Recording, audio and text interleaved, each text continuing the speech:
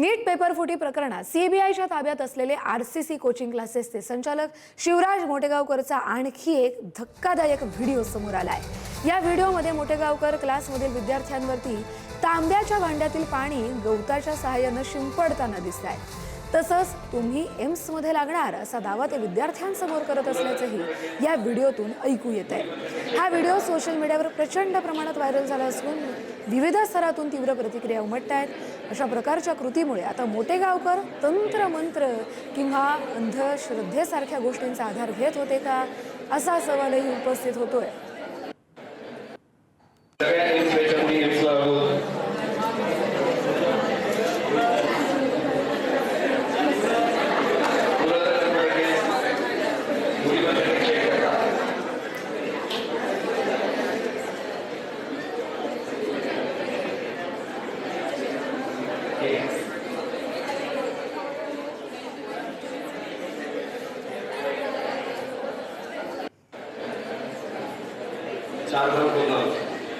चार राऊंड पुण्य मिळते असतात। 144 वर्षानंतर हा पर्व आहे आणि त्याला सायंटिफिक रिझन पण आहे बरं। सूर्य, पृथ्वी आणि चंद्र एका रेषेमध्ये फक्त 144 वर्षांत आले नाही, काहीतरी ग्रहमानुसार असायचे।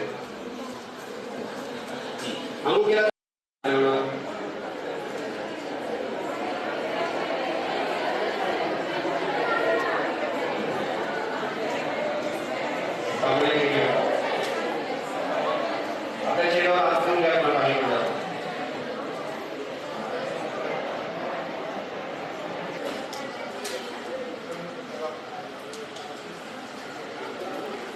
याच संदर्भात आपण बोलूया आपले प्रतिनिधी श्रीराम जाधव यांच्याशी।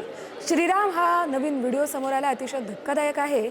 तांब्याचं भांड असू दे किंवा त्यांच्या हातात असलेलं ते कडुलिंबाचं पान असू दे, त्यानं अख्ख्या वर्गामध्ये पाणी शिंपडणं आणि काहीतरी सांगणं की तुम्ही एम्समध्ये लागाल किंवा असे दावे करणं, हे कितपत योग्य आहे? काय प्रतिक्रिया उमटतायत? आणि हा जो वर्ग भरलेला होता, या व्हिडिओ संदर्भातली काही महत्त्वाची अपडेट आपल्या हाती आली आहे का? नक्कीच हा धक्कादायक व्हिडिओ सोशल मीडियावरून व्हायरल झाल्यानंतर आता हळूहळू यावरती प्रतिक्रिया उमटायला सुरू झालेल्या आहेत।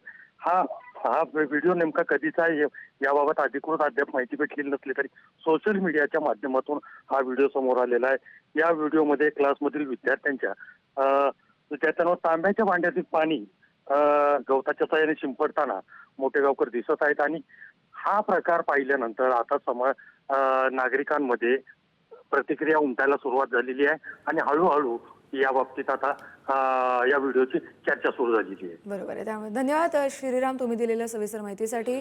तर विद्यार्थ्यांमध्ये तांब्याच्या भांड्यातलं पाणी शिंपडत तुम्ही एम्समध्ये लागणार असा दावा करतानाचा हा शिवराज मोटेगावकरचा नवा व्हिडिओ समोर आलेला आहे। हा धक्कादायक व्हिडिओ आहे।